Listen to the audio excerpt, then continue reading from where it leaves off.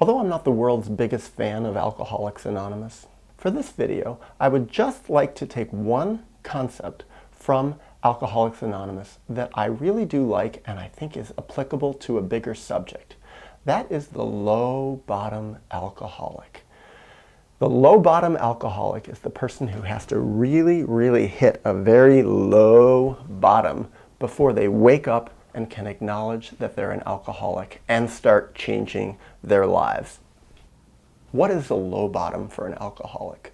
Well, from people I've heard who are in AA, or people who are not even in AA who use this term, a low bottom for them has been things like they find themselves sleeping on the street, denying that they're an alcoholic. I'm not an alcoholic, but their alcoholism has had them lose their home, lose their apartment, lose their wife, lose their kids, lose their jobs, sleeping on the street, sleeping in a cardboard box, freezing, sleeping outside, losing fingers because they had frostbite when they were drunk and sleeping outside.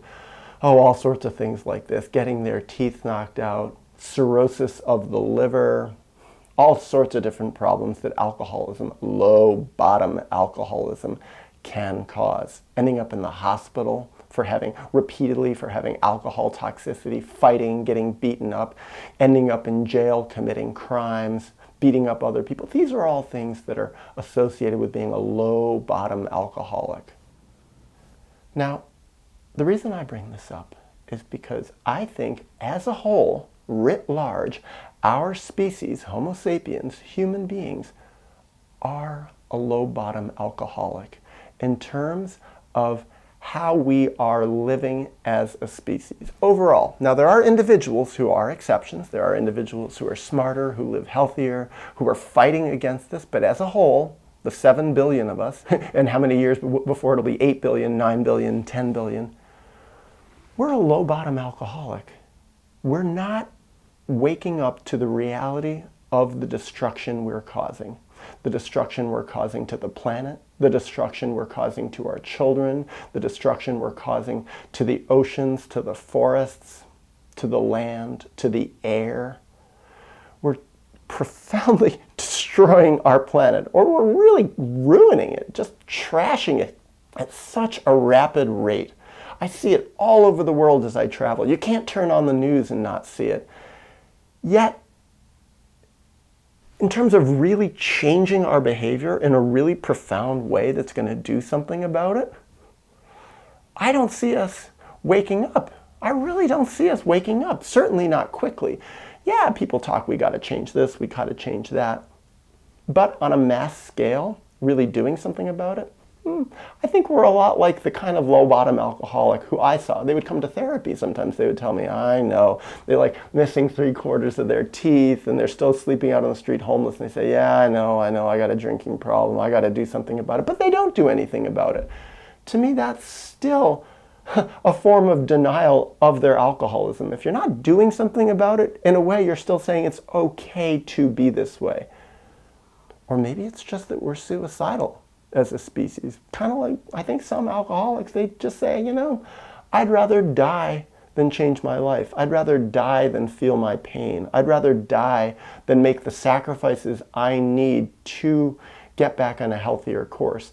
And I also think, in terms of humanity being like a low-bottom alcoholic, I think for a lot of low-bottom alcoholics, they do such damage to their bodies, to their lives, to their relationships, to their reputations, that by the time they wake up, it's not that it's too late to salvage something, but some things just can't ever come back. And I know it. That's what we're doing.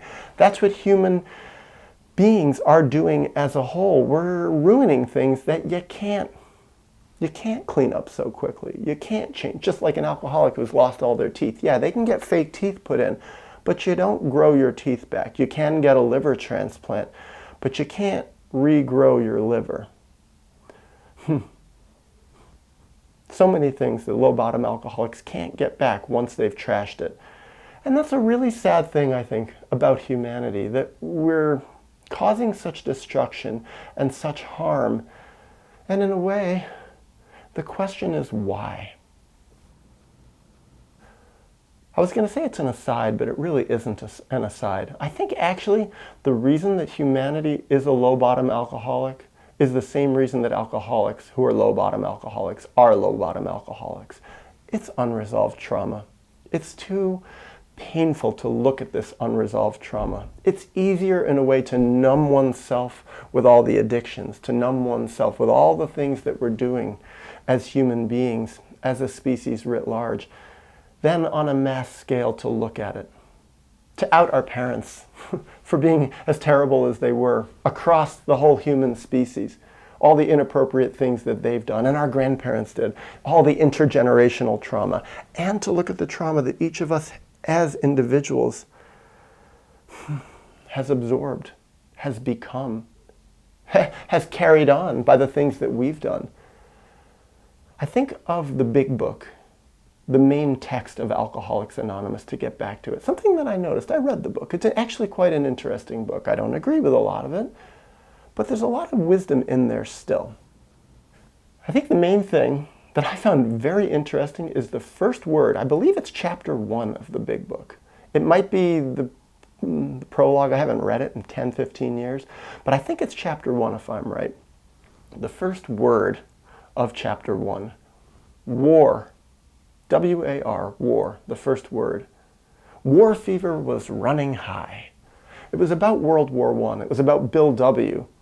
talking about World War I. Well, war fever was running high. I find that very interesting in light of my perspective of what alcoholism, what drug addiction really, really is, what trauma really is about. War. War is trauma, but it's just one expression of trauma. I think the real war for most people is the war that they had to go through by being raised in family systems that were troubled, family systems that were in denial, family systems that were abusive and pathological. And this is writ large across all of humanity.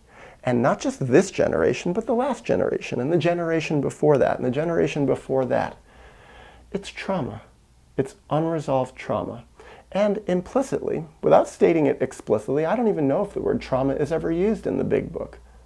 But implicitly, the first word of the big book is totally related to trauma.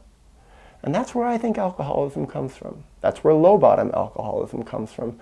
And that, I think, is where all these problems of our whole species comes from. And if we're ever going to want to have hope of turning it around, of raising ourselves up, and as a species getting sober, changing our way, making things back on a course toward healthiness, trying to salvage what's left of the mess we've created, we're going to have to deal with that trauma. We're going to have to grieve. We're going to have to start healing. And I hope we do.